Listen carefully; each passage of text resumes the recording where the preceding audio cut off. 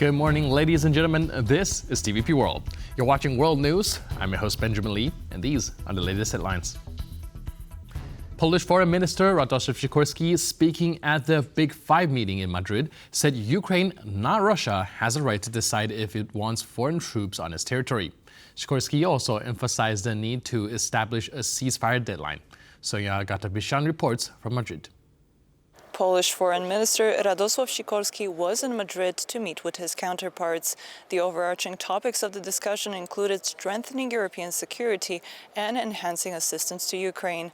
Sikorski indicated that this meeting was an extension of the Weimar Triangle meeting held in Warsaw last year. On Monday, it included representatives from 7 countries as well as the EU top diplomat Kaja Kallas, who reflected on peace talks and Europe's next steps in that respect. Russia is playing games and not really wanting peace. So our question is, how can we put more pressure on Russia? Sikorski noted that the closer the countries are to Russia, the more likely they are to invest in defense. At the same time, he welcomed the expansion of what used to be the Weimar Triangle, as he said that this indicates that countries understand that Russia is a real threat not only to the Eastern Flank, but to Europe as a whole. Russia is not only bombing in Ukraine, it is conducting a hybrid war against all of us. Here in Spain, there is disinformation, there are attempts at political manipulation, but in many countries we also have other elements of hybrid war just below the threshold of kinetic action. This meeting was hosted by Spain, which invests approximately 1.3% of its GDP in defense, considerably less compared to Poland's 4.7% of its GDP planned for 2025. Nonetheless, this is the very reason why Spain wanted to host this meeting, to show that despite a more modest defense expenditure, it still takes security very seriously. From Madrid, for TVP World, I'm Sonia Gatabishchan. Poland's prime minister has appealed to the U.S. president, saying, quote, cooperation is better than confrontation. Now, this comes after Poland signed a $2 billion contract with the United States on Tuesday for logistical support for the Patriot missile defense system. Zuzana Jurek has this report. U.S. and Polish officials signed the second phase of the agreement for the training and logistical support of the Patriot batteries. To us, security, Polish-American cooperation and the stability of NATO are not abstract ideas. They are important issues, and we demonstrate our commitment to these issues by investing billions of euro in our security. We have shown unwavering commitment to our alliance partnerships, particularly in recent months, and our track record speaks for itself. Regardless of political turmoil, Poland will continue to be a reliable and committed partner in the region, upholding its commitments and fostering stability. This agreement is phase 2 of the Vistula program, which aims to strengthen and revitalize Poland's air defense systems. A key component of this agreement are the simulators, which will allow our soldiers, the best soldiers in the Polish armed forces and specialists in air defense, to train their responses to simulated attacks in order to achieve full operational readiness. This agreement will also allow Poland to reach full operational readiness of the Patriot batteries. Back in February 2024, Poland was one of the first countries, just after the U.S., to employ the Integrated Air and Missile Defense and Battle Command Systems, or IBCSs, the most advanced and sophisticated systems currently available. Outside of the US, Poland is the only US ally which has access to these systems, which are said to be fully integrated into the Patriot batteries by 2031. For TVP World, Zuzana Jurek. Poland, Sweden and the UK are launching their air policing mission from the Polish city of Malbork. British and Swedish fighter jets have been deployed to Poland to patrol NATO's eastern flank. Malbork in northern Poland is home to the 22nd Air Base of the Polish Armed Forces. Now, it hosts British Typhoon fighters and Swedish Gripen jets. Today, the latest tour of duty in the enhanced air policing mission in Malbork will be officially inaugurated by the Ministers of Defense of Poland and Sweden, as well as representatives from the United Kingdom. The mission marks the first deployment of the Swedish Air Force's combat aircraft since Stockholm joined NATO last year. The alliance's enhanced air policing mission was introduced in 2014 after Russia's illegal annexation of Crimea, aiming to serve as a deterrent.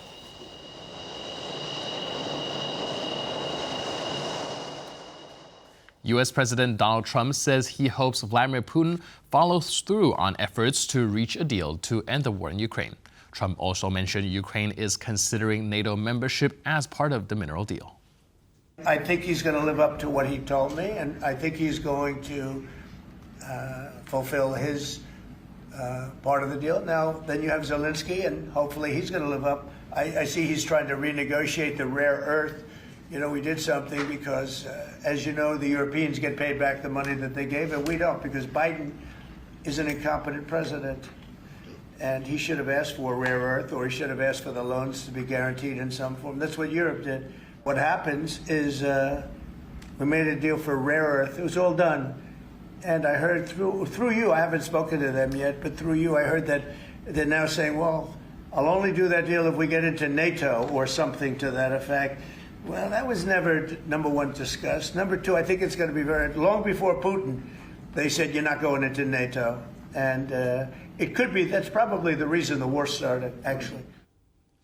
U.S. State Department spokesperson Tammy Bruce says Vladimir Putin calls to establish a temporary government in Ukraine were, quote, not appreciated by the U.S. president. Her remarks came just a day after Trump expressed anger over Putin's additional demands concerning Volodymyr Zelensky's presidency. We do know that I think there was an idea from Russia about a temporary administration that was not appreciated by the president. Ukraine, I don't think I need to remind everyone, but it's a good reminder, is a constitutional democracy. Governance in Ukraine is determined by its constitution and the Ukrainian people. We are committed to the diplomacy necessary to achieve a full ceasefire and to bring the parties to the negotiating table for a final and lasting settlement. President Trump has made clear that Russia and Ukraine need to move to a full ceasefire now. None of that has changed. Leaders of Ukraine and the United Kingdom have agreed that there is momentum to support Ukraine's long-term security.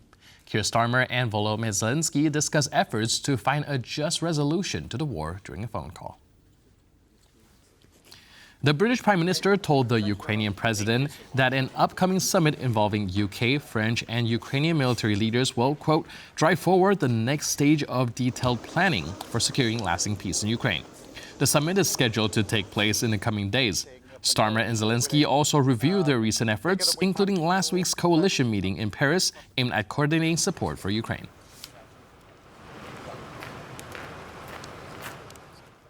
Sweden has announced its largest ever military aid package for Ukraine, worth $1.6 billion. The country's defense minister says Stockholm wants to strengthen Kyiv's position during peace talks.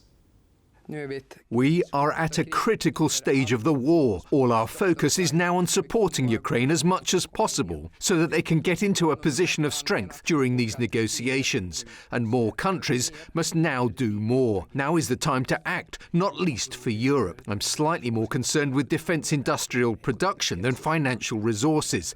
The EU alone has an economy 8 times as big as Russia.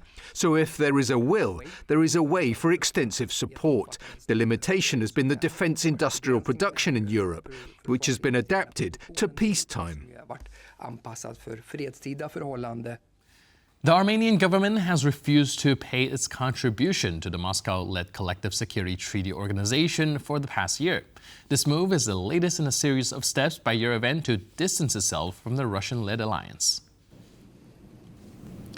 Earlier this year, Armenian Prime Minister Nikol Pashinyan announced that Armenia had suspended its participation in the CSTO at all levels. Back in May 2024, Yerevan said it would stop making payments into the alliance's joint coffers. Armenia has maintained a close relationship with Russia due to its primary regional rival, Azerbaijan. But officials in Yerevan have mostly avoided involvement in Russia's full-scale war in Ukraine. The situation shifted when Russian peacekeepers failed to prevent Azerbaijan's offensive into the contested Nagorno-Karabakh region. Disappointed with the Kremlin and fearing renewed hostilities with Azerbaijan, Armenian authorities have started seeking new partnerships with the West. согласия наших партнеров всем законам международной жизни по приходе. Marine Le Pen, the leader of France's far-right National Rally Party, has called her conviction for embezzlement a political decision and vowed to fight her way back into the French presidential race. A Paris court sentenced Le Pen to 4 years in prison, with 2 years suspended, and fined her 100,000 euros. She was also handed an immediate 5-year ban from holding public office, effectively barring her from running in the 2027 presidential race unless she successfully appeals the verdict. Le Pen, who has been the frontrunner in opinion polls for the 2027 election, confirmed she would appeal, insisting on her innocence. She added that if the ruling is overturned in time, she intends to return to the presidential race. Le Pen and more than 24 members of her National Rally Party were accused of diverting over 4 million euros of European Parliament funds to pay French-based staff. What the judge is doing here is saying, I am going to make you ineligible straight away, and I'm doing it precisely to stop you from being able to be elected president. If that's not a political decision, I don't know what it is. There are millions of French people who are indignant to an unimaginable extent when they see that in France, the country of human rights, judges have put in place practices which we thought were reserved for authoritarian regimes. What a dark day this is for our democracy and our country, where millions of French people will be deprived by a judge in an initial trial, not an appeals court, without any recourse possible, of the candidate who is considered the favorite for the presidential election. That should scandalize anyone who truly cares about democracy and the rule of law. European Union officials faces a busy day in Strasbourg, where the European Parliament's Tuesday session will include unveiling the new European internal security strategy and efforts to protect democratic media. The session will conclude with statements from Kaja Kallas on the situation in Gaza and the recent crackdown on democracy in Turkey.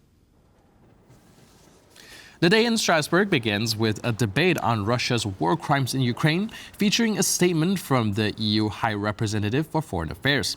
Later, members of the European Parliament will discuss improving the implementation of European cohesion policies and safeguarding free media access, including Radio Free Europe. This discussion followed the U.S. decision to withdraw long-term funding for the organization. EU politicians will also address the arrest of Ekrem İmamoğlu, the resulting protests, and Turkish President Recep Tayyip Erdogan's response. Following the discussion on Turkey, the EU High Representative will shift focus to the Gaza Strip.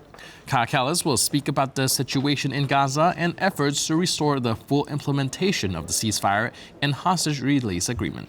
The day will end with statements from the European Council and European Commission on targeted attacks against Christians in the Democratic Republic of Congo.